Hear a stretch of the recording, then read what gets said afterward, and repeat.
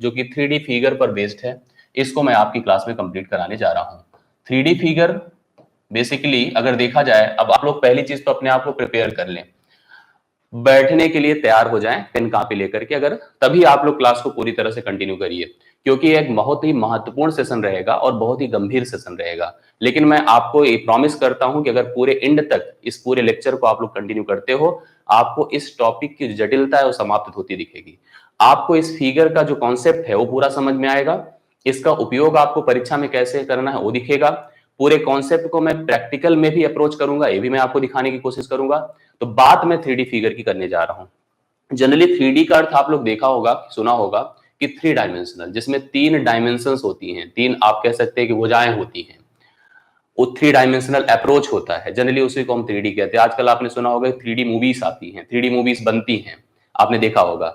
भले ही उन मूवीज को हम 2 डायमेंशनल पर्दे पर प्लॉट करते हैं, दिखाते हैं, लेकिन जो कैरेक्टर्स अंदर से होते हैं अगर सोचा जाए तो 3 डायमेंशनल है। जैसे आप मुझे अपनी मोबाइल स्क्रीन पर देख रहे हैं तो आपकी स्क्रीन फ्लैट है, वो 2 डायमेंशनल है, लेकिन उसके अंदर जो कैरेक्टर हूं, जो मैं हूं, जो मैं आपके सामने अपनी रिप्रेजेंटेशन दे रहा हूं, मैं 3 डायमेंशनल हूं, क्योंकि मेरे पास लंबाई भी है, चौड़ाई भी है, ऊंचाई भी है, इसलिए हम 3 डायमेंशनल हैं। तो 3D फिगर का अगर हम यूज की बात करें और सबसे पहले इसके इसकी उत्पत्ति की बात करें तो यह पार्ट है मेंसुरेशन का। ध्यान से देखिएगा, यह पार्ट है मेंसुरेशन का। मेंसुरेशन जिसको हिंदी में हम लोग क्षेत्रमिति कहते हैं, यह पार्ट है मेंसुरेशन का जिसको हम लोग क्षेत्रमिति कहते हैं। क्षेत्रमिति अर्थात किसी एक आकृति, जो आकृति सीधी सरल रेखाओं से बनी होती है, वक्र रेखाओं से बनी होती है, उस आकृति के जो मेजरमेंट का सेक्शन होता है, जिसके अंतर्गत केवल 3D ही नहीं बल्कि 2 डायमेंशनल फिगर का भी जिक्र किया जाता है, 2 डायमेंशनल फिगर का भी अध्ययन किया जाता है। इसके अंदर हम क्षेत्र का मेजरमेंट करते हैं, क्षेत्र से संबंधित उसकी बाउंड्री का मेजरमेंट करते हैं। उन सभी मेजरमेंट का अप्रोच आपको मेंसुरेशन के अंतर्गत अर्थात क्षेत्रमिति के अंतर्गत दिखेगा। उसी का एक बहुत ही इंपॉर्टेंट भाग और सेशन होता है 3 डायमेंशनल या 3D होता है। आप ध्यान से देखिएगा, आज के इस 3D सेक्शन की मैं आपको डिटेल करने की कोशिश करूं, मतलब 3D फिगर के बारे में मैं बताऊं। 3D फिगर को पहले आप ऐसे समझिए कि फिगर का जो 2 मॉड्यूल है, जिसमें एक 2 डायमेंशनल है, एक 3 डायमेंशनल है। जनरली किसी अगर फिगर को आप किसी एक सरफेस पर प्लॉट करते हैं, बनाते हैं, जैसे आप कभी किसी फर्श पर कोई रंगीन कलर से कुछ सर्कल बना दे, कोई चित्र बना दे, आयताकार बना दे, त्रिभुजाकार बना दे, वर्गाकार बना दे, किसी भी प्रकार का किसी भी आकार का बना दे, तो जो प्लॉट किया गया फिगर होता है वो 2 डायमेंशनल होता है। और जनरली हमने किसी वस्तु को रख दिया, उठा के रख दिया, तो एक प्रकार से यह जो 3D फिगर है जनरली एक प्रकार का ऑब्जेक्ट है। यह एक वस्तु है जो कहीं पर रखी जाती है। ध्यान से रखिएगा दिमाग को अपना कि यहाँ पर यह वस्तु जो होती है वह कहीं पर रखी जाती है, मतलब किसी एक सरफेस पर रखी जाती है। इसका मतलब यह ऑब्जेक्ट है। इसके पास अगर देखा जाए तो 3 डायमेंशन होते हैं, 3 भुजाएं होती हैं। यह फिगर अगर मुख्यतः देखा जाए तो रेखाएं जिसका उपयोग हम लोग फिगर को बनाने के लिए करते हैं, वह दोनों प्रकार की रेखाओं का उपयोग हम लोग यहाँ पर इस फिगर को डेवलप करने के लिए करते हैं। चाहे वो आपकी लाइन रेक्टिलिनियर हो, मतलब सरल रेखा हो, सरल रेखाओं का भी प्रयोग इस फिगर को बनाने के लिए किया जाता है। साथ साथ वक्र रेखाएं अर्थात वक्र लाइन जो हमारे पास कर्व्ड लाइन होती है, उनका भी उपयोग इस फिगर को बनाने के लिए किया जाता है।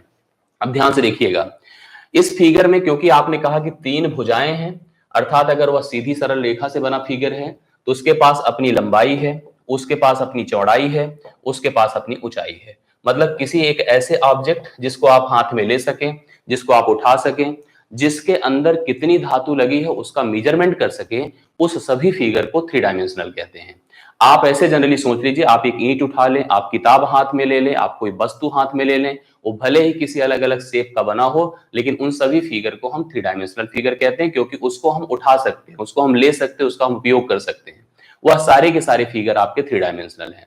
हमको अपनी परीक्षा के हिसाब से अगर 3 डायमेंशनल फिगर को पढ़ना है तो केवल इसका उपयोग न्यूमेरिकल में ही नहीं होना है। आप अपनी परीक्षा की प्रकृति समझिएगा, इस फिगर की जो जटिलता है, इस फिगर के जितने संबंधित फार्मूले हैं, उस पर भी प्रश्न बनते हैं। इसलिए हम जो हमारा उद्देश्य रहेगा इस फिगर को पढ़ाने का, वह इसके डेप्थ में जाकर के इसकी सभी जितनी भी टेक्निकल वैल्यूज होती हैं, जो इनके फार्मूले होते हैं, उनको मैं आपको तैयार कराने की कोशिश करूंगा। तो आपको सबसे पहले अपनी परीक्षा के हिसाब से जिन जिन फिगर का अध्ययन करना उनको नोट कर लीजिए। तो सबसे पहला जो फिगर इसमें पढ़ा जाता है वो होता है क्यूबाइड। क्यूबाइड पढ़ा जाता है, जिसको आप हिंदी में घनाभ कहते हैं। इसके बाद अगर हम जो दूसरे फिगर की बात करें, जिसको हम क्यूब कहेंगे, अर्थात हम इसके अंतर्गत घन पढ़ेंगे। फिर हम इसके अंतर्गत ही सिलेंडर पढ़ते हैं, सिलेंडर जिसको हम लोग हिंदी में बेलन कहते हैं। अब यहां पर आगे पढ़ा जाए तो हम इसके अंदर कोण पढ़ते हैं, कोण जिसको आप शंकु कहते हैं। कोण के साथ साथ यहाँ पर फ्रैक्टम भी पढ़ा जाता है, फ्रैक्टम जिसको आप छिन्नक कहते हैं, छिन्नक कहते हैं। आप स्फीयर पढ़ते हैं, स्फीयर पढ़ते हैं जिसको हम लोग गोला कहते हैं।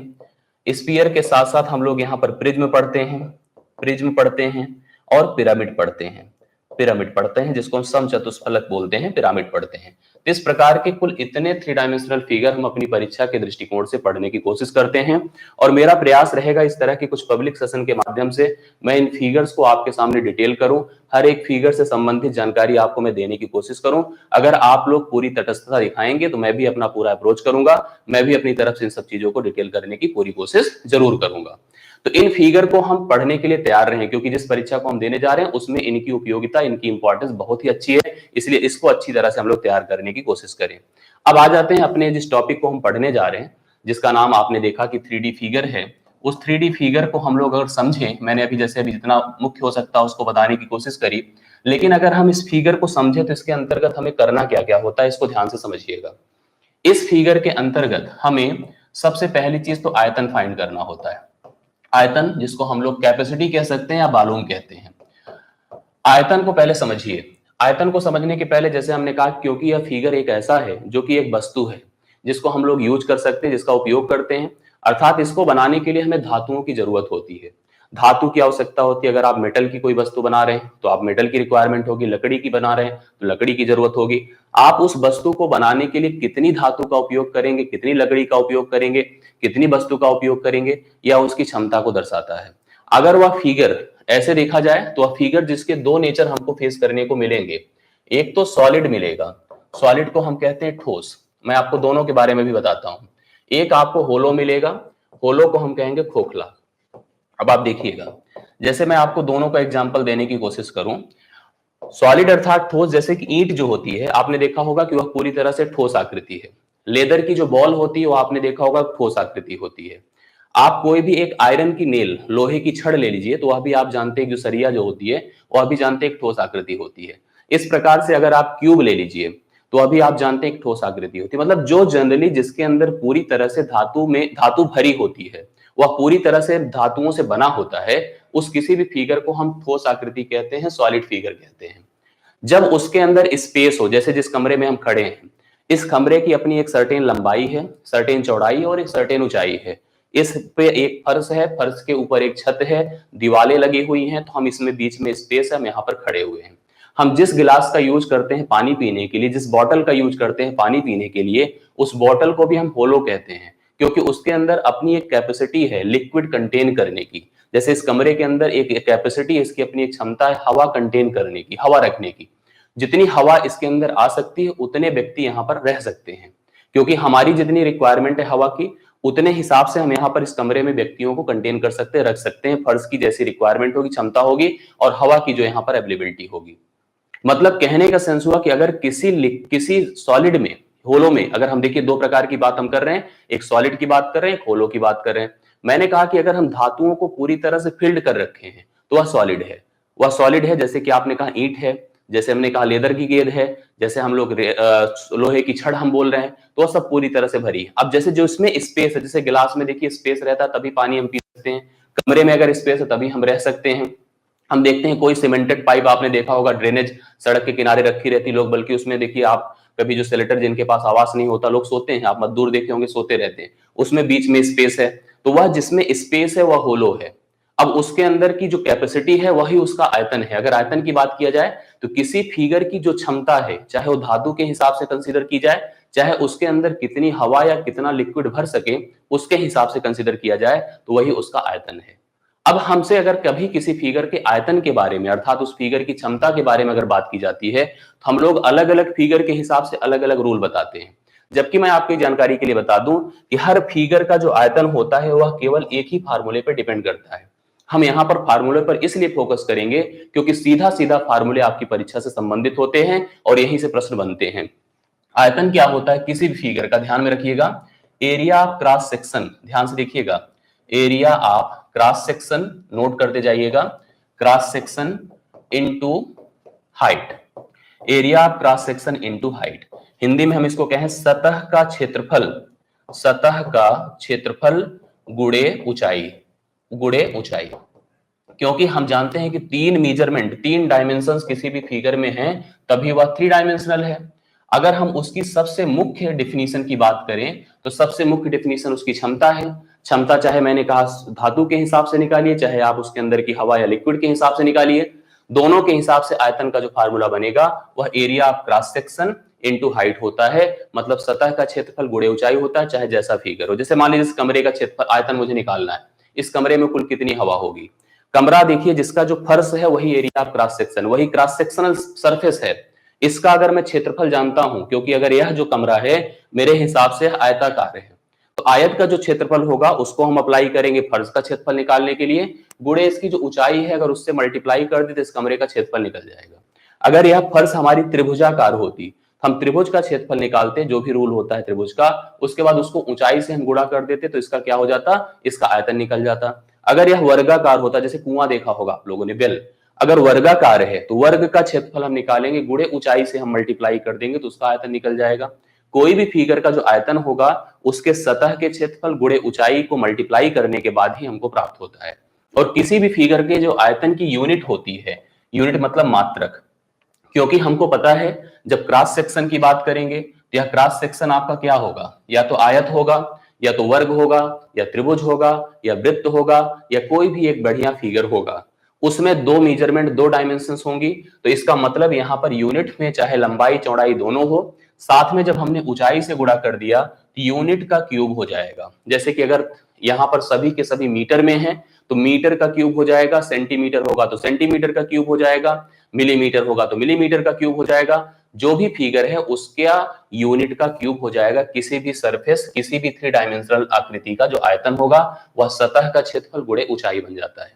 दूसरी बात, हम किसी थ्री डायमेंशनल फिगर की बात हम लोग करेंगे, ध्यान से देखिए, जो अगली बात हम लोग यहाँ पर कैलकुलेट करने जा रहे हैं। एक तो मैंने कहा कि इसका हम यहाँ पर क्षमता निकालते हैं, दूसरी बात हम कहेंगे कि सरफेस एरिया हम फाइंड करते हैं।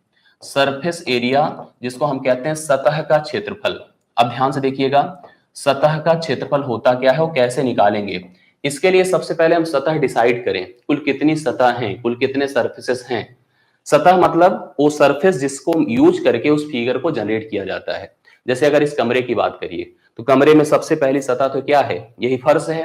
फर्श के ऊपर सेम मेजरमेंट का एक छत भी है, ये दीवार है, बगल की दीवार है, सामने की दीवार है, मेरे पीछे की दीवार है। इस प्रकार से अगर कमरा हमारा घनाभा आकृति का है, क्यूबाइड है, तो जाहिर सी बात इस कमरे में देखिए 6 सतह आपको दिख रही हैं। हम इन सभी सतहों का क्षेत्रफल ज्ञात करने की कोशिश करेंगे। और मैं आपको बताऊं कि हम जो अपनी इस मैथमेटिक्स में हम लोग जो सतह के क्षेत्रफल को पढ़ते हैं वो दो प्रकार से पढ़ते हैं। एक सतह होती है LSA, LSA को हम कहते हैं lateral surface area, lateral surface area. Lateral surface area का अर्थ होता है, आप ध्यान से देखिएगा, चारों दीवालों का क्षेत्रफल, लैटरल चारों दीवालों का क्षेत्रफल होगा। ध्यान से देखिएगा, चारों दीवालों का क्षेत्रफल। अब आपकी जानकारी के लिए मैं बता दूं कि जैसे कभी कभी क्या होता है कि हमें कुछ काम ऐसे होते हैं जो केवल दीवालों में कराने होते हैं। जैसे व्हाइट वॉशिंग है, एक ही कलर की हमें पुताई या पेंटिंग करवानी है, जो मैं फर्श पे नहीं करवा रहा हूं, मैं जो ऊपर की सीलिंग में नहीं करवा रहा हूं, मैं केवल अपनी दीवालों में ही करवा रहा हूं। इस समय मुझे चारों दीवालों के क्षेत्रफल की आवश्यकता होगी, उसको हम लोग LSA कहते हैं, लैटरल सरफेस एरिया। और दूसरा होता है TSA, जिसको हम लोग कहेंगे टोटल सरफेस एरिया। क्या कहेंगे, total surface area, total surface area. और कभी भी जो टोटल सरफेस एरिया होगा, मैं आपकी जानकारी के लिए बता दूं, वह जो होगा वह हमेशा LSA प्लस बेस एरिया होगा, LSA plus base area. LSA मतलब चारों दीवार जो है, या दीवार जो है, जनरली ऐसे पूछिए जो दीवार है, जैसे कुआं होगा तो कुएं की जो दीवार होगी वही उसका LSA, हालांकि वहां पर उसको CSA बोला जाता है। कर्व पे बेस होता है ना, लेटरल लेंथ नहीं होती उसमें, कर्व्ड सरफेस एरिया होता है, वक्र रेखा का क्षेत्रफल, वक्र सतह का क्षेत्रफल बन जाता है। तो LSA मतलब दीवार के क्षेत्रफल में। अगर हम बेस एरिया, बेस मतलब दो बेस, एक फर्श, दूसरी जितनी फर्श है उतनी ही छत, अगर हम इन दोनों को आधार मान रहे हैं, इन दोनों को आधार का क्षेत्रफल हम कह रहे हैं, इन दोनों को हम जोड़ देते हैं तो हमें संपूर्ण पृष्ठ का क्षेत्रफल प्राप्त हो जाता है। इसको हम लोग कहते हैं संपूर्ण पृष्ठ का क्षेत्रफल। क्या कहेंगे, संपूर्ण पृष्ठ का क्षेत्रफल। तो संपूर्ण पृष्ठ का जो क्षेत्रफल होगा वो लैटरल सरफेस एरिया में बेस एरिया को जोड़ने के बाद प्राप्त होता है। अब जैसा कि मेनली हमने कहा कि हमको दो काम करने थे, एक हमने आयतन करा और हम एक सरफेस एरिया की बात कर रहे हैं। इसके बाद भी कुछ हमारी रिक्वायरमेंट्स होगी जिसको हम अलग अलग करके समझेंगे। अब आप एक एक करके फिगर को पढ़ने की कोशिश करिए। सबसे पहले फिगर की तरफ हम बढ़ते हैं। जैसा मैंने आपको कहा कि हम अलग अलग क्लासेस के माध्यम से इन सभी फिगर को आपकी क्लास में कवर कराएंगे, तो आप एक एक फिगर को समझने की कोशिश करिए। सबसे पहला फिगर घनाभ। घनाभ को दिमाग लगाकर समझने की कोशिश करिए। मेरा पूरा उद्देश्य रहेगा कि मैं अपने हिसाब से इसको डिटेल करूं, लेकिन आपकी सहमति आवश्यक है। आप अच्छी तरह से ध्यान से सुनते जाइए, हर बात को कवर करते जाइए, जो पॉइंट्स मैं बताते जाऊं उसको लिखते जाइए, आपको स्पष्ट समझ में आएगा, ये मानकर चलिएगा। ध्यान से सुनिएगा और पूरे सेशन तक बने रहिए, आइए जाइएगा नहीं। जैसे कुछ लोग का होता है कि कभी भी ओपन करा बंद किया, नहीं। क्लास अगर कर रहे हैं तो गंभीरता से करिए, आपको हर फैक्ट समझ में आएगा, ये बात का मैं दावा करता हूं आपको। सबसे पहली आकृति की बात मैं कर रहा हूं जिसको हम लोग घनाभ कह रहे हैं। घनाभ जनरली एक ऐसा फिगर है जिसकी जो सतह होती है, बेस, वह आयताकार होती है। सबसे पहले दिमाग लगाइए तो देखिए यह आयताकार एक सतह है। आयताकार सतह, आयत को आप जानते हैं, जिसकी अपनी एक सर्टेन लंबाई होती है और सर्टेन इसकी एक चौड़ाई होती है। अब इस आयताकार सतह को ध्यान से सोचिएगा। जैसे मान लीजिए यहां पर तो मैं प्रेजेंट नहीं कर पाऊंगा, इसके प्रत्येक कोनों पर जाइए, ध्यान से देखिएगा, प्रत्येक कोनों पर जाइए। एक लेंथ यहां पर रखिए, एक यहां पर, एक यहां पर, एक यहां पर, ऐसे उठा दीजिए और दीवालें बना दीजिए। क्या बना दीजिए? दीवालें बना दीजिए। जैसे अपने कमरे को, जो आपका कमरा है, अपनी फर्श को समझिए, जिस कमरे में आप रहते हैं उस फर्श की सतह को हमने कहा कि आयताकार है। तो देख रहे होंगे आप, लंबाई होगी, अब देखिए घूम करके, चौड़ाई होगी, साथ साथ यहाँ पर कोने पर एक लेंथ उठी है, यहाँ पर एक लेंथ उठी है, उसको दीवार से भर दिया गया है। उधर भी वही सिस्टम है, उधर भी वही सिस्टम है, वही उधर सिस्टम है। अब जैसी फर्श है वैसा ही एक छत ऊपर से ढक्कन की तरह रख दिया गया है। यह जो आकृति बनी वही हमारी क्या है? वही हमारी घनाभ है। ध्यान से देखिए कि इसको कैसे डेवलप किया गया। मैंने कहा एक लेंथ ऐसे उठाई, एक लाइन ऐसे उठाई, दीवार से जोड़ दिया, फिर इधर जो उठी है दीवार से जोड़ दिया, समान ऊंचाई की, फिर यही जितनी परत इसकी है, सतह इसकी, ऐसे उठा के इसके ऊपर फिट कर दिया गया। इस फिगर को कुछ ऐसे हम रियलाइज कर पाएंगे, ध्यान से देखिएगा तो रियलाइज कर पाएंगे आप लोग।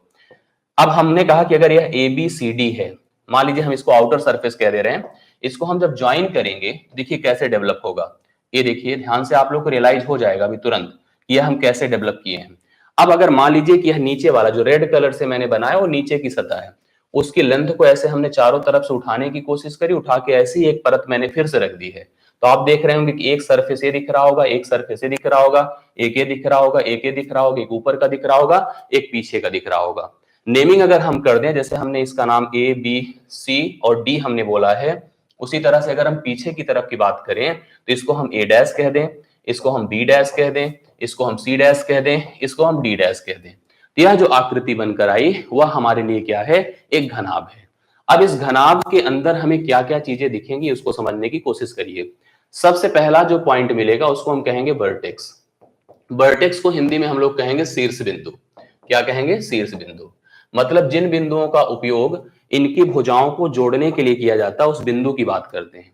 तो सबसे पहले अगर आप नोटिस करेंगे तो आउटर में भी मेरे पास कुल 8 बिंदु हैं, 4 बिंदु हैं, और पीछे की तरफ भी मेरे पास कुल 4 बिंदु हैं।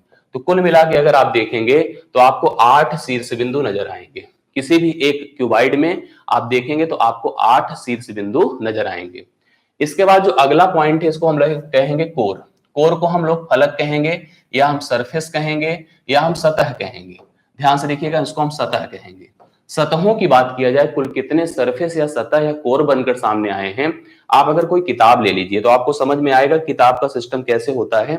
या हम आपको, जैसे मान लीजिए रिमोट है, आप देखिएगा, इसी को समझिए।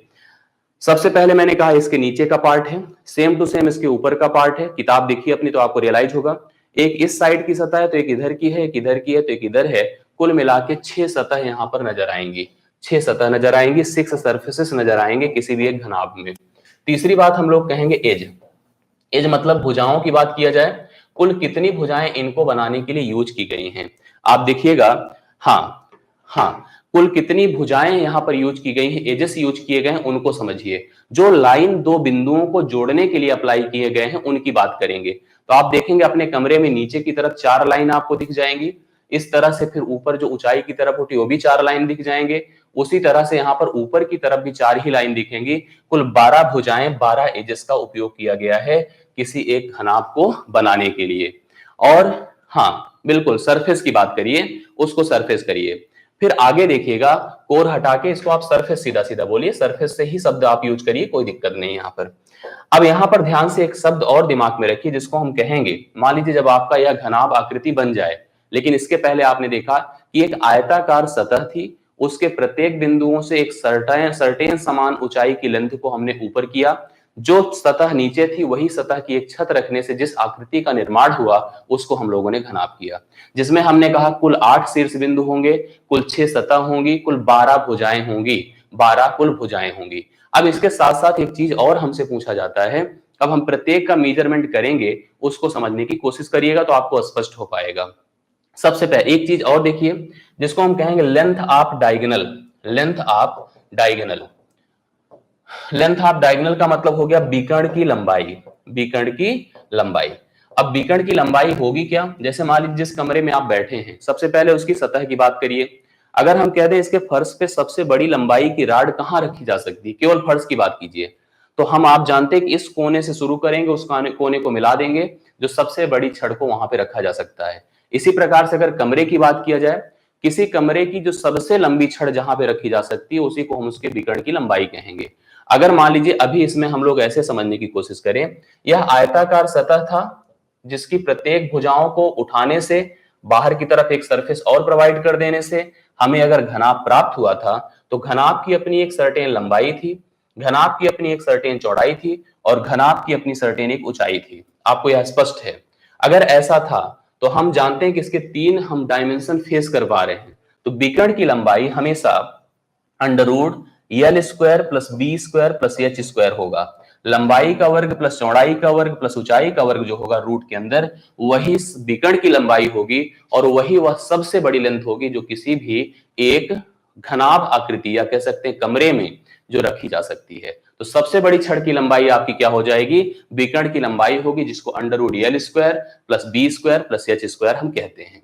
अब अलग अलग हम लोग अगर सोचें तो जो बेसिक हमारा जो काम है उसको हम समझने की कोशिश करें। इतनी बातें आपको स्पष्ट हुई होगी। अब इन बातों को तो चलिए हमने काउंट करा दिया। अब इसके बाद आपको जो मेन काम करना उसको ध्यान से देखिएगा। जैसे हम सबसे पहले कह दें आयतन, आयतन जिसको हम कहेंगे क्षमता या कैपेसिटी कहिए। अगर मान लीजिए यह सॉलिड आकृति का है, अभी दोनों की बात हम लोग करेंगे, सॉलिड की भी बात करेंगे, होलो की भी बात करेंगे। मान लीजिए यह सॉलिड है या जैसे एक बॉक्स है बड़ा सा, या हम कह सकते ईंट है, उसमें कितना कुल धातु कितनी कुल मटेरियल लगी हुई है। तो हमने कहा कि कभी भी किसी भी घनाकृति या किसी भी सॉलिड फिगर का जो आयतन होता है वो area cross section into height होती है। अब आपसे मैंने कहा कि जो इसका क्रॉस सेक्शन है, जो इसका बेस है वो क्या है, आयत है। आयत का क्षेत्रफल क्या होता है, आपको मैंने क्या बताया है, area cross section, area of cross section, यही तो क्षेत्रफल आया, यही तो आयतन आया था। क्रॉस सेक्शन इनटू क्या बोला है, ऊंचाई।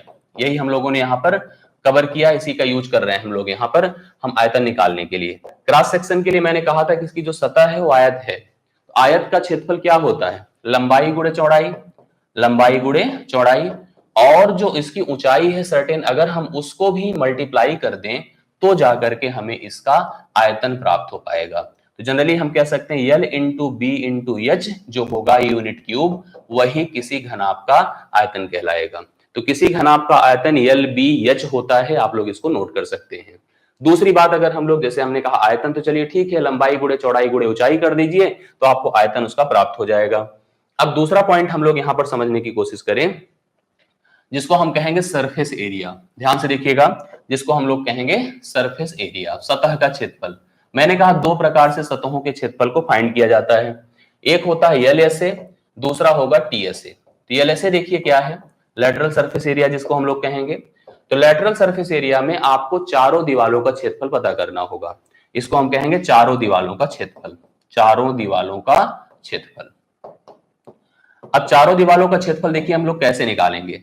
जैसे आप अपने कमरे में जहां पर बैठे हैं, फर्श को छोड़ दीजिए, छत को छोड़ दीजिए, जो आपके सामने दीवार है, जो आपके पीछे दीवार है, जो आपके बगल दीवार है, जो आपके इस बगल दीवार है, उसमें सोचिए क्या क्या इन्वॉल्व है।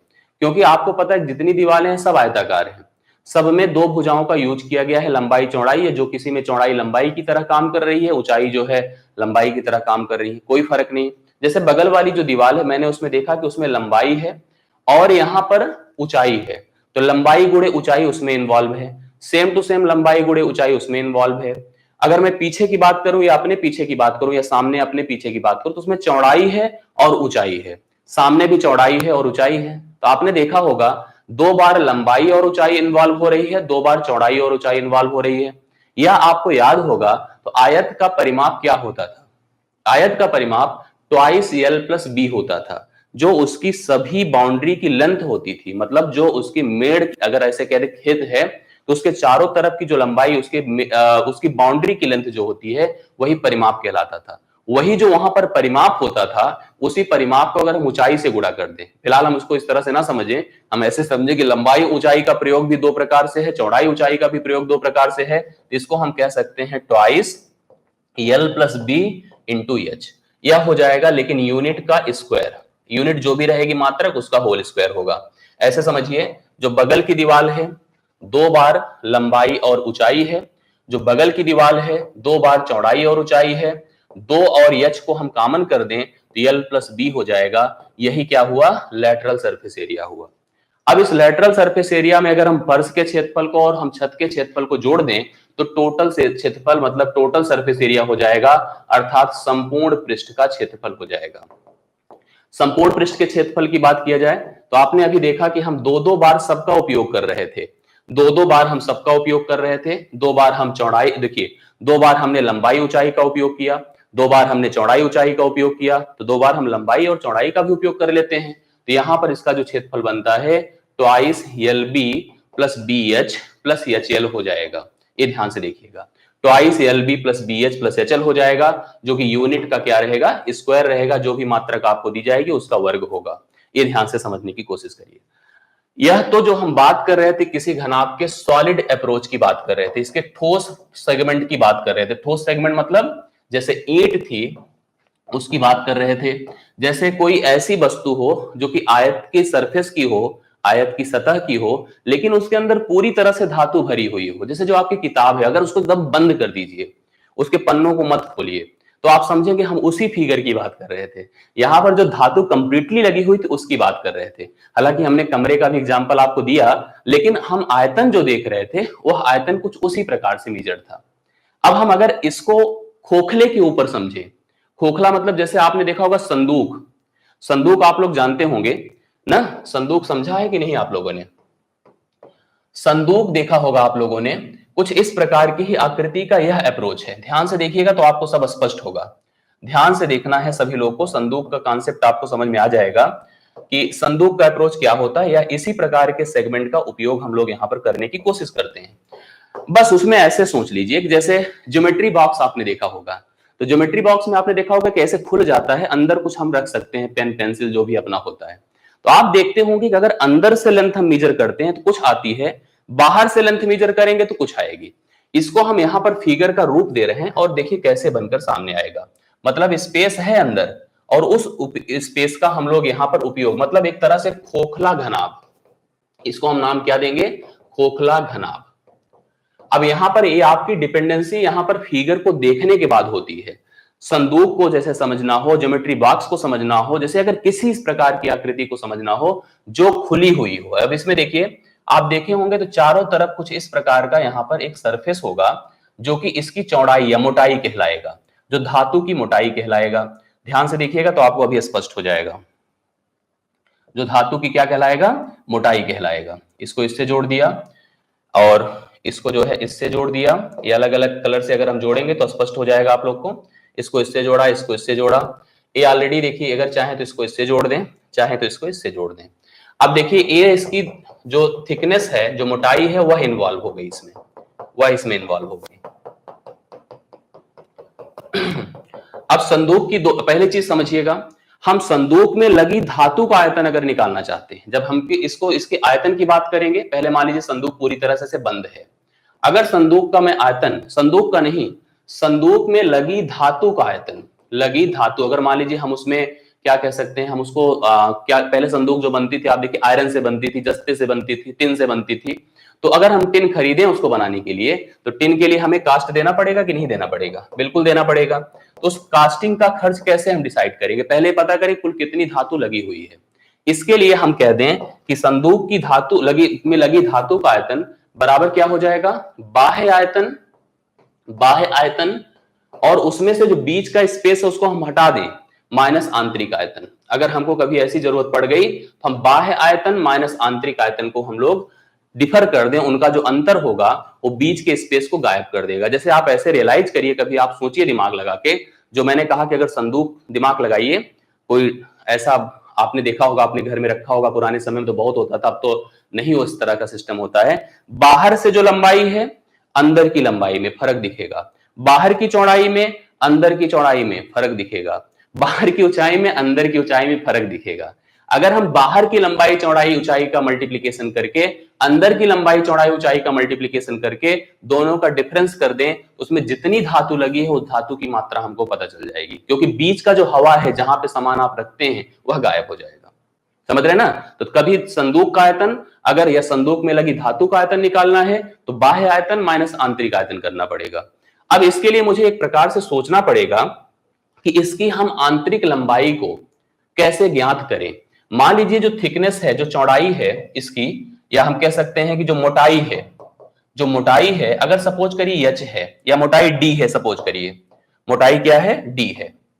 आप संदूक को सोचिए तो संदूक दो प्रकार से आपको मिलेगी, एक खुली हुई मिलेगी, एक बंद मिलेगी। एक खुली मिलेगी, एक बंद मिलेगी। अगर बंद संदूक है, ध्यान से देखना, बंद संदूक है तो, और अगर बाहर की लंबाई सपोज करिए कैपिटल एल है, बाहर की चौड़ाई कैपिटल बी है और बाहर की ऊंचाई हम कैपिटल एच की बात कर रहे हैं, तो संदूक अगर बंद है तो उसकी जो आंतरिक लंबाई होगी वो क्या होगी बताइए? आप देख रहे हैं ना, आंतरिक लंबाई मतलब ए लेंथ। इसके लिए हम इधर से भी इतना हटा रहे हैं और इधर से भी इतना हटा रहे हैं, और वह है क्या? डी है। आप सोचिएगा तो आपको रियलाइज होगा, संदूक के अंदर बैठ जाइए तो आपको एहसास होगा कि इधर भी उतना धातु का जो पार्ट है छूटा है और इधर का भी छूटा है। अगर हम वही बाहर निकल करके देखें तो उतना पार्ट ऐड हो जाएगा, दोनों पार्ट ऐड हो जाएगा। इसका मतलब अगर अंदर की लंबाई पता करना है तो बाहर की लंबाई में 2 इंटू डी हम माइनस कर दें।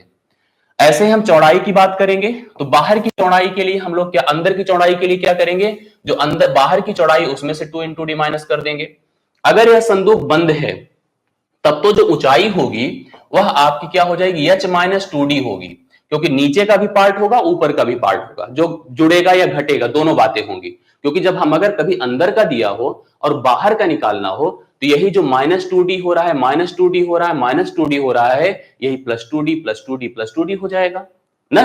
लेकिन अगर यह खुली संदूक है, खुली संदूक है, ऊपर का ढक्कन गायब है, अगर ढक्कन गायब है तो जो लंबाई होगी वह आपकी, चलिए लंबाई में तो आपको पता है कि क्या होगा कि L माइनस 2D होगा, चौड़ाई में भी पता है आपको कि B माइनस 2D होगा, लेकिन ऊंचाई में याद रखिए कि जब ऊपर का ढक्कन, ऊपर की परत गायब है तो केवल हम नीचे की परत को ही घटाएंगे, H माइनस केवल D होगा। याद रखिएगा जब यह खुली है तो इस समय H माइनस केवल D होगा। इस चीज को आपको दिमाग में रखना है, जब कभी भी एक घनाकृति में हम संदूक का निर्माण करेंगे और संदूक पर आधारित प्रश्नों को देखेंगे तो यह प्रक्रिया हमको समझ में आएगी। आगे मैं बढ़ता हूं। इसी प्रकार से अगला जो फिगर होगा उसको हम लोग कहेंगे क्यूब। क्यूब को हम लोग कहेंगे घन। अब जैसे घन और घनाभ में फर्क क्या है? बहुत माइनर सा फर्क है। जैसे जिस कमरे की लंबाई चौड़ाई ऊंचाई अगर अलग अलग थी तो वह घनाभ हो गया, अगर वही सब समान हो जाए तो वह घन हो गया। जैसे आप देखिए यह भी सॉलिड और यह भी होलो होगा, इसके फिगर की बात कीजिए, बहुत आराम से आप इसके फिगर को समझ जाएंगे और बहुत आराम से आप उत्तर भी दे पाएंगे। आप ध्यान से देखते जाइए तो आपको स्पष्ट होता चला जाएगा। यह देखिए, इसमें सबसे पहली चीज आप ध्यान से देखेंगे तो आपको स्पष्ट होगा, यहां पर भी उसी प्रकार से बाहरी सरफेस और पीछे का सरफेस, इसमें भी कोर समझ में आएगी, इसमें भी वर्टेक्स बिंदु समझ में आएंगे, इसमें भी सतह समझ में आएगी, इसमें भी सब कुछ उसी प्रकार से रहेगा जैसे आप पिछले फिगर को देखे थे। सब कुछ उसी प्रकार का सिस्टम यहां पर भी नजर आएगा। इसको अगर हम ए बी सी डी कह दें तो मान लीजिए हम इसको A dash, B dash, C dash और डी डैश कह रहे हैं। इसमें ध्यान से समझने की बात होती है कि सभी भुजाएं समान होंगी, सभी भुजाएं समान होंगी, मतलब सभी लंबाई चौड़ाई और ऊंचाई क्या होंगी? जैसे कि आपने आयत से वर्ग में कन्वर्ट किया था तो देखा था कि लंबाई और चौड़ाई जब समान होती थी तो उसी आयत को हम वर्ग कहते थे। उसी प्रकार से उसी घनाभ को हम घन कह देंगे जब सभी लंबाई चौड़ाई और ऊंचाई क्या हो जाएंगी, समान हो जाएंगी। तो इसकी प्रत्येक भुजाएं समान होती हैं, अर्थात अगर यह ए है तो यह भी ए होगा, यह भी ए होगा, सभी भुजाएं समान होगी। अब इसमें अगर हम आयतन की बात करेंगे तो आयतन देखिए सीधा सीधा है, इसका जो क्रॉस सेक्शन है वह वर्ग है, तो वर्ग का क्षेत्रफल भुजा का वर्ग होता है, भुजा गुणे भुजा होता है। यहां पर अगर हम उसी भुजा गुणे भुजा में ऊंचाई, जो भी भुजा ही है अगर हम उसको गुणा कर दें तो भुजा का क्यूब हो जाएगा, मतलब आयतन क्या होगा, भुजा का क्यूब होगा। इसमें अगर हम सतह के क्षेत्रफल की बात करें, सतह का क्षेत्रफल अगर हम लोग नोटिस करें तो दोनों प्रकार से सतह के क्षेत्रफल को हम कंसीडर कर सकते हैं। कैसे? सतह के क्षेत्रफल को अगर हम कंसीडर करेंगे तो एक तो मान लीजिए एल एस ए होगा, लेटरल सरफेस एरिया, एक टी एस ए होगा जो कि टोटल सरफेस एरिया होगा। लेटरल सरफेस एरिया में 4 सतह है ना, तो हम लिख दें सीधा 4 गुणे भुजा का वर्ग, जो भुजा दी गई है उसका वर्ग कर दीजिए, बट 4 से गुणा कर दीजिए। टोटल सरफेस एरिया में 2 सतह और इन्वॉल्व हो जाएगी तो हम लिखेंगे 6 गुणे भुजा का वर्ग, 6 गुणे भुजा का वर्ग कर दीजिए तो आपको टोटल सरफेस एरिया अर्थात संपूर्ण पृष्ठ का क्षेत्रफल नजर आएगा। अब जैसे यहां पर हम लोग पिछले में जो हमने घनाभ पढ़ा उसमें हमने देखा कि वहां पर विकर्ण की जो लंबाई होती थी under root L square plus B square plus H square होती थी। यहां पर विकर्ण की लंबाई देखिए क्या हो जाएगी, विकर्ण की लंबाई देखिए क्या हो जाएगी, अंडर रूट भुजा का वर्ग, मान लीजिए भुजा ए है, प्लस भुजा का वर्ग प्लस भुजा का वर्ग, तो आप देख रहे हैं अंडर रूट 3a स्क्वायर हो रहा है जो कि a रूट 3 लिखा जा सकता है यूनिट में। याद रखिएगा, जैसे इसमें भी आपको पता है कि आयतन यूनिट क्यूब होगा, कोई भी क्षेत्रफल निकाला जाएगा तो यूनिट स्क्वायर होगा, यूनिट स्क्वायर होगा, लेकिन अगर हम लेंथ की बात करेंगे तो सीधा सीधा वह यूनिट होगा। इस प्रकार से हम लोग यहां पर करने की कोशिश करेंगे। मेरे ख्याल से आप सभी को यहां पर समझ में यह बातें आई होंगी, ठीक है। अब देखिए 2 फिगर हमने पढ़े, जब हमने आपको पढ़ाना शुरू किया तो मैंने कहा था कि हम इसमें कितने फिगर टोटल पढ़ेंगे जिसको हम आपको पब्लिक लेक्चर के माध्यम से कराने की कोशिश करेंगे। घनाभ हमने बताया आपको, घन हमने बताया आपको। अब घनाभ और घन के बाद आगे के फिगर कंटिन्यूड रहेंगे, लेकिन कुछ प्रश्नों के माध्यम से, जो प्रश्न ऐसे हैं जो बेसिक हैं एकदम से, जो इसकी बेसिक बात को हमें समझाने की कोशिश करेंगे। जो फिगर हमने पढ़े हैं उसके केवल बेसिक पहलू को सिखाएंगे, इसलिए हम कुछ प्रश्नों के माध्यम से इन दोनों फिगर की थोड़ी बहुत जानकारी जो हमारे लिए आवश्यक है उसको कवर करेंगे। इसके लिए आप सभी लोग पहले चीज तो पेन कॉपी उठा लें और थोड़ा सा खुद को फिर सीरियस कर लें। अभी तक हो सकता है इधर उधर भटके हों, खुद को फिर से सीरियस कर लें और कुछ प्रश्नों के साथ हमारे साथ फिर से जुड़ जाएं एक सक्रिय वे में, जिससे कि आप सभी इसको कवर कर सके। तो चलिए पेन कॉपी उठा के अपने आप को रेडी करिए और कुछ प्रश्नों को हम फिर से कवर करने जा रहे हैं। सबसे पहला प्रश्न आपके सामने बोर्ड पर होगा, देखने की कोशिश करिए, करने की कोशिश करिए। क्या है पहला प्रश्न? प्रश्न नहीं है, एक प्रकार से उस फिगर को समझाने का कॉन्सेप्ट है, जिससे कि हम उन सभी फिगर को यहां पर कर सकें आराम से। पहला क्वेश्चन देखिए, एक ठोस की लंबाई, चौड़ाई तथा ऊंचाई क्रमशः 6, 4 और 3 सेंटीमीटर है, इसका आयतन क्या होगा? आयतन जानते हैं हम लोग क्या होता है, अभी हम लोग पढ़े कि अगर वह फिगर है, ठोस है, तो जाहिर सी बात वह घनाभ है, जिसकी अपनी सर्टेन लंबाई है, चौड़ाई है और ऊंचाई है। लंबाई उसकी 6 है, चौड़ाई उसकी 4 है और ऊंचाई उसकी 3 है। 6 है, 4 है और 3 है। आयतन मतलब वॉल्यूम क्या होगा? आयतन अर्थात उसका वॉल्यूम क्या होगा? तो आप लिख सकते हैं 6 गुणे 4 गुणे 3, 6 चौके या 6 दूना 12 चौके कितना, 6 त्रिक 18 चौके कितना होगा? 72, 24 तिया 72, तो 72 घन सेंटीमीटर या सेंटीमीटर क्यूब हो जाएगा उसका आयतन, जो कि आप लोग यहाँ पर बी ऑप्शन में देख पा रहे हैं। तो बी ऑप्शन उसका सही उत्तर हो जाएगा। अगर हमने देखा कि कोई ठोस है जिसकी लंबाई, चौड़ाई और ऊंचाई दी गई है तो सीधा सीधा हम लोग आयतन बता सकते हैं। आगे बढ़ जाइए, दूसरा नंबर देखिए और बताइए आप सभी लोग क्या कह सकते हैं। एक घनाभ की लंबाई, चौड़ाई तथा ऊंचाई क्रमशः 12 मीटर, 4 मीटर तथा 3 मीटर दी गई है, उसमें अधिक से अधिक लंबे बांस की लंबाई याद कीजिए जो उसमें रखा जा सके। जो लोग बता सकते हैं प्लीज बताने की कोशिश करिए कि अगर हम उसमें सबसे अधिक लंबाई के बांस को या छड़ को रखना चाहते हैं तो वह कितने मीटर का होगा। अर्थात यह विकर्ण की लंबाई पूछ रहा है। क्या पूछ रहा है? विकर्ण की लंबाई। तो बताइए विकर्ण की लंबाई क्या होगी? अंडर रूट एल स्क्वायर 12 का वर्ग प्लस 4 का वर्ग प्लस 3 का वर्ग। तो 12 का वर्ग कितना होगा? 144, 4 का वर्ग कितना होगा? 16, 3 का वर्ग क्या होगा? 9। जोड़ दीजिए 16 9 25, अगर जोड़ दें 169 होगा। 169 का वर्गमूल कितना हो जाएगा? 13। 13 मीटर इस प्रश्न का सही उत्तर होगा, जो आप लोग नोट कर सकते हैं। 13 मीटर सही उत्तर होगा। सबसे बड़े बांस की लंबाई होगी जो कि उस घनाभ की आकृति के कमरे में रखी जा सकती है, उस जगह पे पुट की जा सकती है। आ जाइए तीसरा नंबर देखिएगा, ये ध्यान से देखिए और इसका उत्तर बताने की आप सभी लोग कोशिश कीजिए। इसका उत्तर बताने की कोशिश सब लोग कीजिए। क्वेश्चन क्या है? 1 मीटर गुणे 1 मीटर गुणे 1 मीटर घन को पूरा पानी से भरें तो उसमें कितना लीटर पानी आएगा?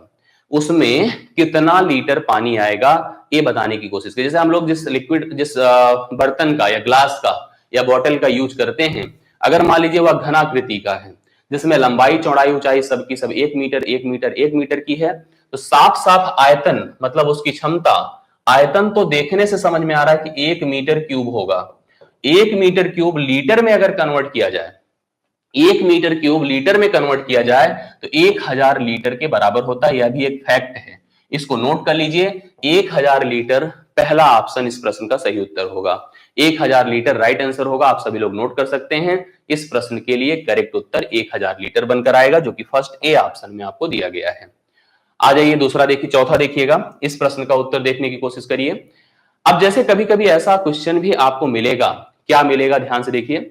1 मीटर कोर वाले एक घनाकृति बॉक्स में 10 सेंटीमीटर कोरों वाले कितने छोटे घन काटे जा सकते हैं? अब जैसे आपके पास मान लीजिए घन आकार की आकृति है, घन है तो जाहिर सी बात लंबाई चौड़ाई सब क्या रहेंगे? सेम रहेंगे। इस प्रश्न को करने का सिस्टम समझिए ध्यान से। जैसे मान लीजिए मेरे पास यह एक घनाकृति है, एक घन है। इस घन की जो लंबाई चौड़ाई ऊंचाई है वह सब की सब कितनी दी गई है? 1 मीटर 1 मीटर 1 मीटर 1 मीटर। अब इसमें हमसे कह रहा है 10-10 सेंटीमीटर के, क्योंकि 1 मीटर बराबर क्या होता है? 100 सेंटीमीटर होता है। 10-10 सेंटीमीटर के कुल कितने घन काटे जा सकते हैं? तो आप देखिए लंबाई की तरफ, जैसे मान लीजिए इस फिगर को हम ऐसे समझने की कोशिश करें, हालांकि कुछ लोग इसको ऐसे भी कर देते हैं कि जो बड़ी आकृति है उसका आयतन डिवाइडेड बाई छोटी आकृति का आयतन। लेकिन हमको पहले यह रियलाइज करना पड़ेगा कि क्या ये जो लेंथ है इसकी, इनकी मेजरमेंट से पूरी तरह से फुलफिल होगी कि नहीं होगी। मान लीजिए यहां पर 10 सेंटीमीटर के बजाय अगर 8 सेंटीमीटर देता तो क्या हम डायरेक्ट डिवीजन का उपयोग कर पाते? नहीं कर पाते।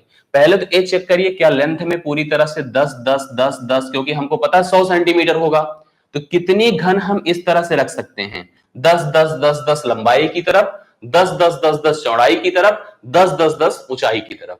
तो 10 गुणे 10 गुणे 10, अर्थात हम ऐसे सोचा जाए तो 1000 यहां पर घन हम काट सकते हैं, जो सी ऑप्शन में आपको दिया गया है। लेकिन और एक तरीका जो आप समझने की कोशिश करिए, क्योंकि इस बड़े घन से हमें छोटा घन काटना है, तो जो बड़े घन का आयतन है वह 1 मीटर, जो कि होता क्या है?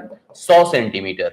100 सेंटीमीटर हम लिख दें उसका आयतन 100 गुणे 100 गुणे 100 डिवाइडेड बाई जो आपका छोटा घन है वो कितना है? 10-10 सेंटीमीटर की आकृति का है। 10 गुणे 10 गुणे 10, 3 जीरो खत्म, 3 जीरो बचे, 1000 घन काटे जा सकते हैं। लेकिन मैंने कहा इसको ऐसे मत करिएगा, इसको स्पष्ट कर लीजिएगा। भले छूट जाए, हो सकता है कुछ ऐसी स्थिति हो कुछ पार्ट इसका छूट जाए, लेकिन हमको पहले कंफर्म करना होगा क्या सभी लेंथ, मतलब जो जिस मेजरमेंट का काटना है, क्या पूरी लेंथ ऑक्युपाइड होगी, या क्या पूरी ब्रेथ ऑक्युपाइड होगी, या क्या पूरी ऊंचाई ऑक्युपाइड होगी। अगर हो रही है तब तो हम लोग स्पष्ट कर लें, नहीं तो ऐसे भी करके कर सकते थे। 10 10 10 10 10 बार लंबाई चौड़ाई ऊंचाई तीनों की तरफ आपस में गुणा कर दीजिए, 1000 घन काटे जा सकते हैं। सी ऑप्शन इस प्रश्न का उत्तर होगा। एकदम उसी तरह से अगला प्रश्न है, आप सभी अपने कमेंट के माध्यम से हमें कंफर्म करिए और बताइए, हाँ बताइए कि आंसर क्या होगा। क्वेश्चन अगला देखिए, 15 सेंटीमीटर भुजा वाले किसी घन में से 3 सेंटीमीटर भुजा वाले कुल कितने घन काटे जा सकते हैं? बस स्पष्ट करिए, बताइए क्या आंसर होगा। 15, देखिए उसी तरह से बड़ा सा घन है जिसकी प्रत्येक भुजाएं 15 15 15 सेंटीमीटर की हैं। जिस छोटे घन को आपको काटना है उन सब की प्रत्येक भुजाएं 3 सेंटीमीटर की, मतलब 3 सेंटीमीटर की है। तो जाहिर सी बात है लंबाई की तरफ 3 पचे 15, चौड़ाई की तरफ 3 पचे 15, ऊंचाई की तरफ 3 पचे 15, 5 गुणे 5 गुणे 5, 125 तो फिक्स था। 125 घन आप काट सकते थे। सी ऑप्शन में आपको सही उत्तर भी दिया गया है। लेकिन हम अगर उससे करते तो 15 गुणे 15 गुणे 15 बड़े घन का आयतन डिवाइड बाई छोटे घन का आयतन 3 गुणे 3 गुणे 3, 3 पचे 15, 3 पचे 15, 3 पचे 15, 5 गुणे 5 गुणे 5, 125 आ रहा है सही उत्तर इस प्रश्न का। 125 करेक्ट उत्तर इस प्रश्न का है, सही आंसर आपके सामने है। आगे बढ़ जाइए छठे नंबर पर।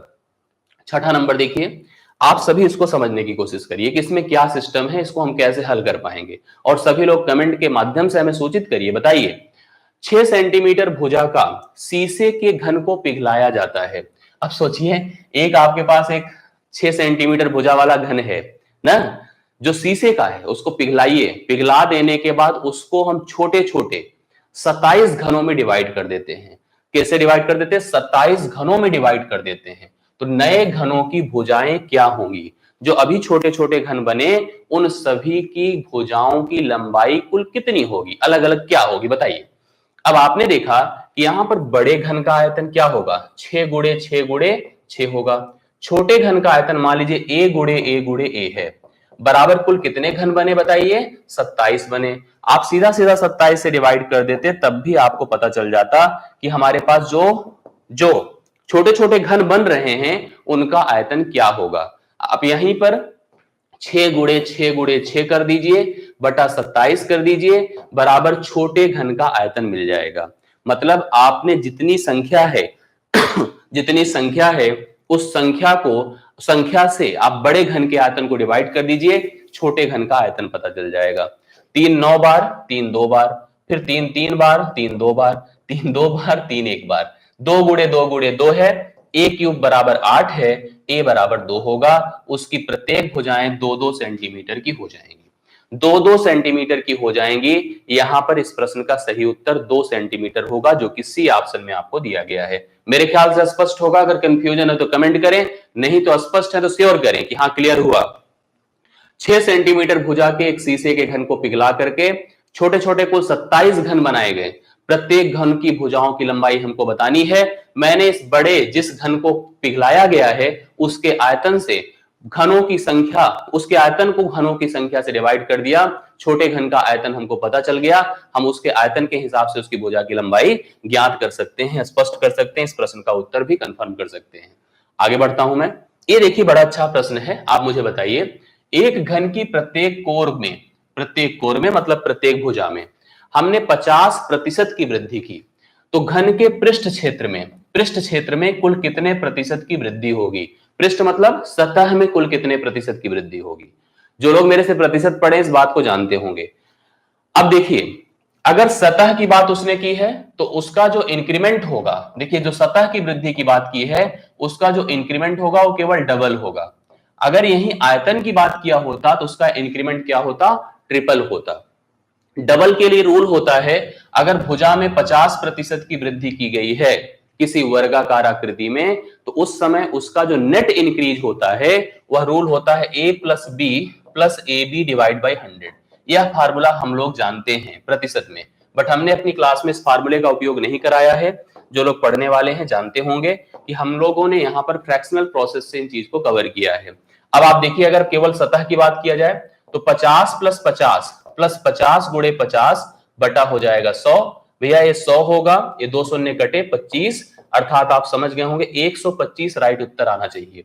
125 आना चाहिए जो फार्मूले से हुआ। अगर हम इसको फ्रैक्शनली करते तो क्या हो जाता? आप ध्यान से देखिए, 50% हम जानते हैं 1/2 होता है, 1/2 होता है। हम ऐसे इंक्रीज को अप्लाई करते हैं, 2 में 1 बढ़ा 3 हुआ, फिर 2 में 1 बढ़ा 3 हुआ। यह 4 से 9 हुआ। 4 में कितने का इंक्रीज है? 5 का। तो 5 गुणे 100 बटा हम 4 कर दें, 4 से डिवाइड कर दीजिए। यहां पर 25 हुआ, 25 को 5 से गुणा कर दीजिए, 125% की वृद्धि हुई।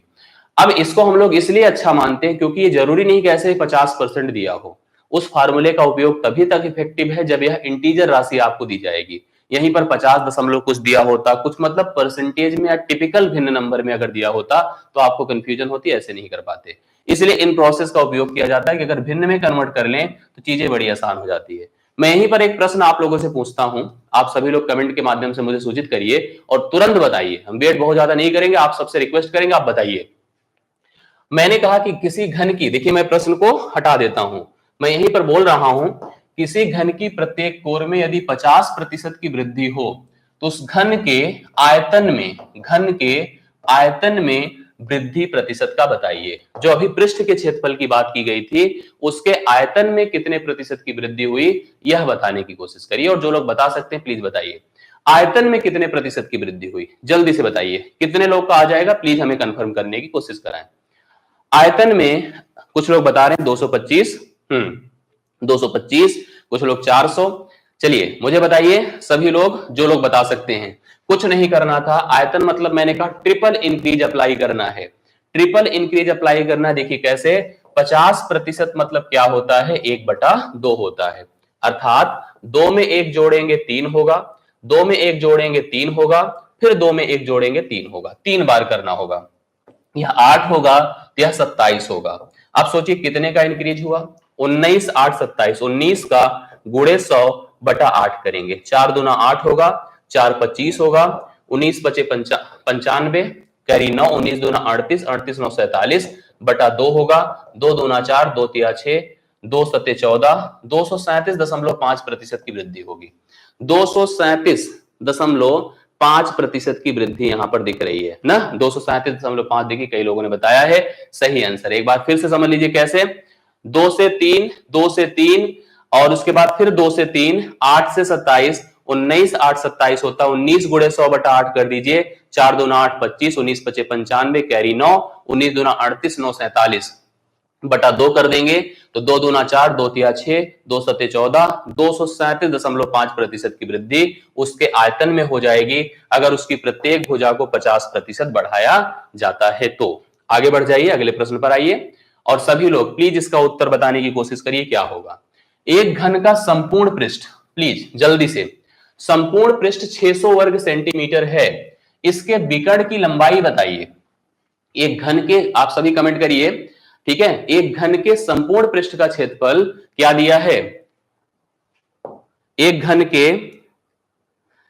के संपूर्ण पृष्ठ का क्षेत्रफल कितना दिया है, 600 वर्ग सेंटीमीटर दिया है और आपको इसके विकर्ण की लंबाई, संपूर्ण पृष्ठ का क्षेत्रफल क्या होता है, 6 गुणे भुजा का वर्ग बराबर 600 दिया है, 6 से काट दें तो यह 100 होगा। ए स्क्वायर बराबर अगर 100 है तो ए का मान आपका 10 होगा, मतलब भुजा कितनी हो गई 10। हमसे उसके विकर्ण की लंबाई पूछा था, तो विकर्ण की लंबाई के लिए अभी आपको फार्मूला थोड़ी देर पहले मैंने बताया था, विकर्ण की लंबाई √3 इंटू भुजा होता है, तो √3 इंटू 10 कर दें, √3 इंटू 10 कर दें, 10√3, 10√3 सी ऑप्शन इस प्रश्न का सही उत्तर होगा। 10√3 सी ऑप्शन इस प्रश्न का सही आंसर होगा।